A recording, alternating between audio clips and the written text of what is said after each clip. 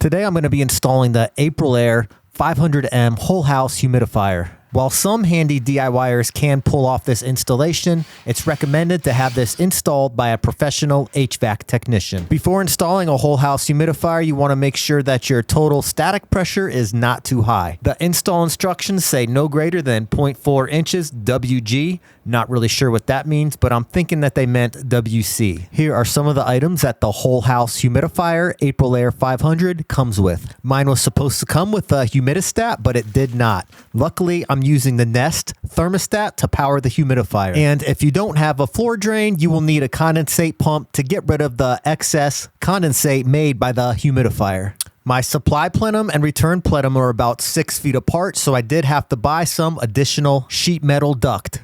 Here's my horizontal furnace setup. I could mount this on the front of the furnace, but as you can see, there's not much room. So I chose to mount it on the back side of the furnace, which is nice and open. Here's the mounting template for the humidifier. You got to make sure that this is level when mounting the humidifier. The humidifier itself can be mounted on the supply plenum or the return plenum. I chose the supply just because it makes more sense to me. Now you can watch me butcher this template that I traced out. It's all good. It just has to be close. Definitely don't work with sheet metal that often. I've maybe worked with it once or twice, but I was still able to cut out the square so I can mount the humidifier. This humidifier can easily be flipped so the duct can go on either side. And to flip it, all you need to do is to remove two things, the top plug and remove the drain plug, and just flip them.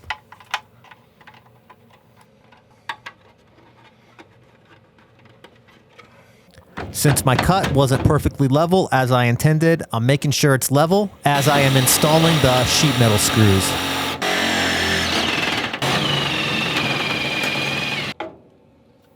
Reinstall the humidifier comb, making sure that the drain hole is pointed down.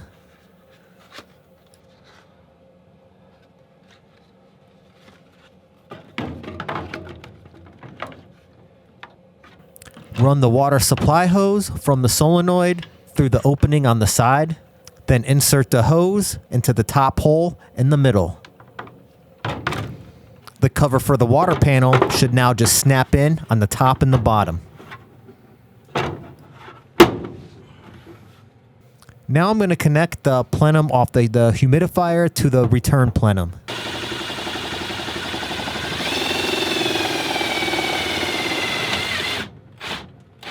Now I'm going to connect this 6-inch duct to the 90s off the humidifier plenum. But I need to make a couple of duct straps to help me install this and keep it level. I like to throw in 4 screws on each piece of sheet metal that I'm joining together.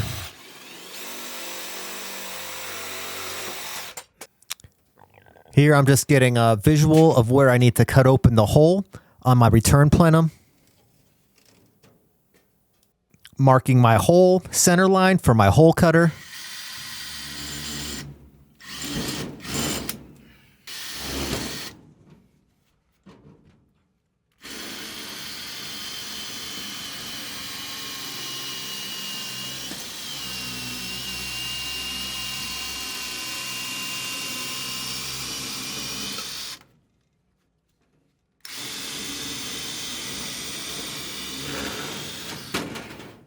This piece was supplied with the AprilAire installation kit.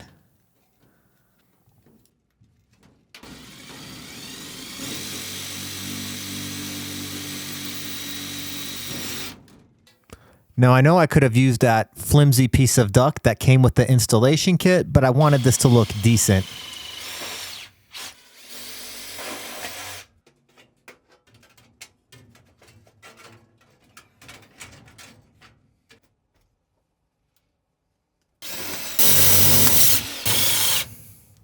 I've now got my bypass duct hooked up, and I'm going to set the humidifier to winter because it's winter. And I also added a little bit of foil tape around the connection from the humidifier as it's only being held in by 2 screws. Now it's time to hook up the plumbing. This installation kit did come with a water supply line that will screw on to the solenoid valve. When hooking up your water supply, it's recommended that it's hooked up to the hot water as long as it's not greater than 140 degrees Fahrenheit. Here's the saddle valve that's included with the installation kit. I will not be using this. I just don't like them and they seem to always leak. Instead, I'll be using this Shark Bite T with the 1/4-inch shutoff. Speaking of shutoff, I did shut off the water before doing this. I just didn't film it.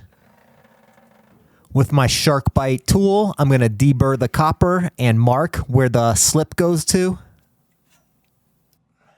Then slide it on to my mark.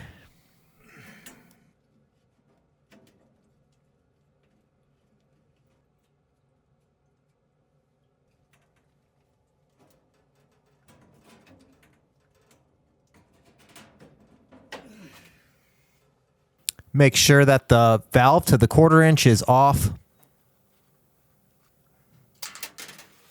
Then hook up my water supply line to the shutoff valve.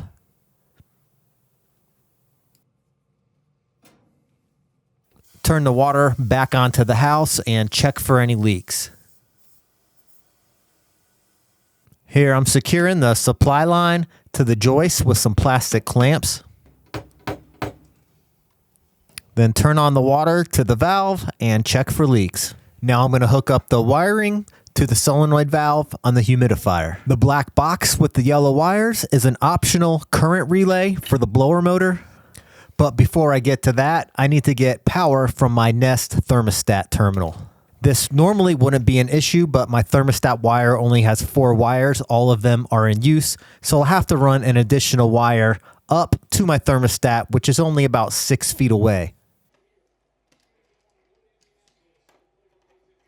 Now that I got that wire fished through, I will be hooking the one thermostat wire up to the star terminal on the Nest thermostat.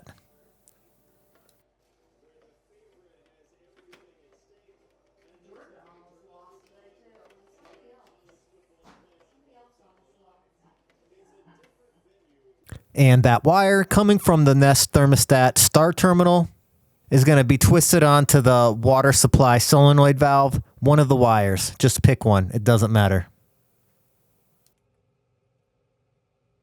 That's power to one side of the solenoid valve. To complete the circuit, we need a common wire to go to the other wire on the solenoid valve.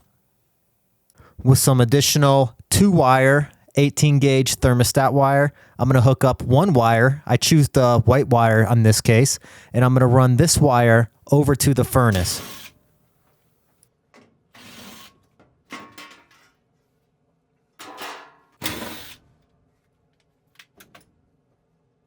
So that black box with the 2 yellow wires is a current relay that's going to be hooked up to the neutral coming off the blower motor, but you're not actually going to make a high voltage connection. It's just going to sense the current, minimum 4 amps, which most blower motors should produce.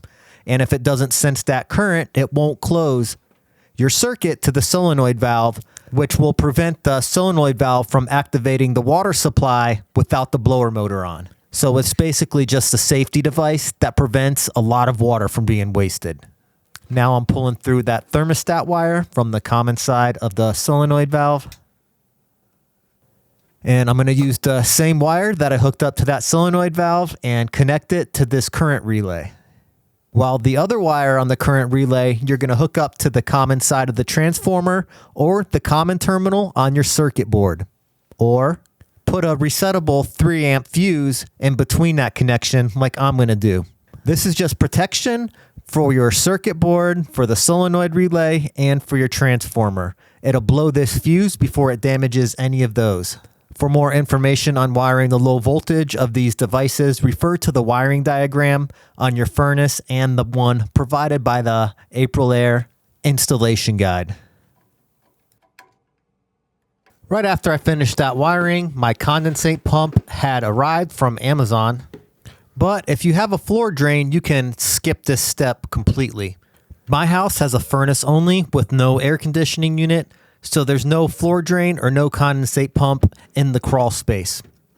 I'm going to slide this condensate pump right under the humidifier, so the condensate that the humidifier produces will drop right into the condensate pump. Luckily, this condensate pump is powered by 120 volt, and once it senses the water at a specific height, it will turn on and pump out the water.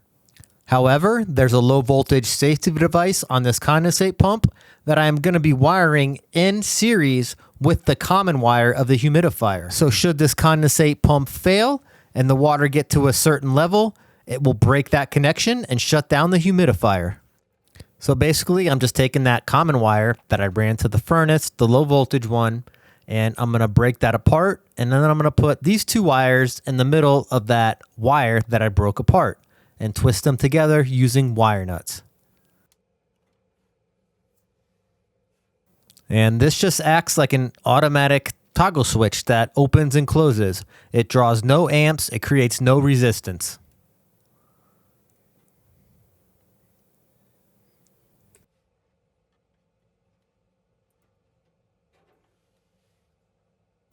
Now I just need to run some tubing from the condensate pump to a drain. My laundry drain is about 10 feet away.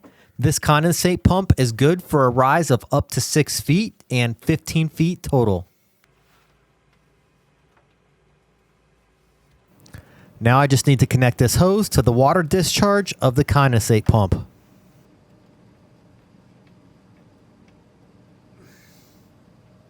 Now I'm just securing the drain hose to the joist to try and make the water line as level as possible going out. Not that it really matters that much since it's being pumped.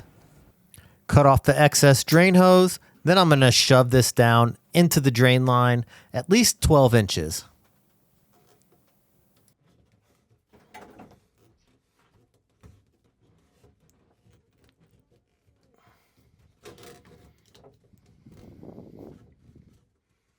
Add a couple zip ties so the hose doesn't magically get knocked out of the drain and start flooding the basement.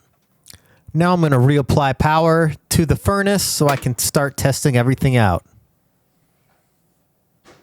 Now to test the condensate pump, I'm just going to pour some water down here until it kicks on.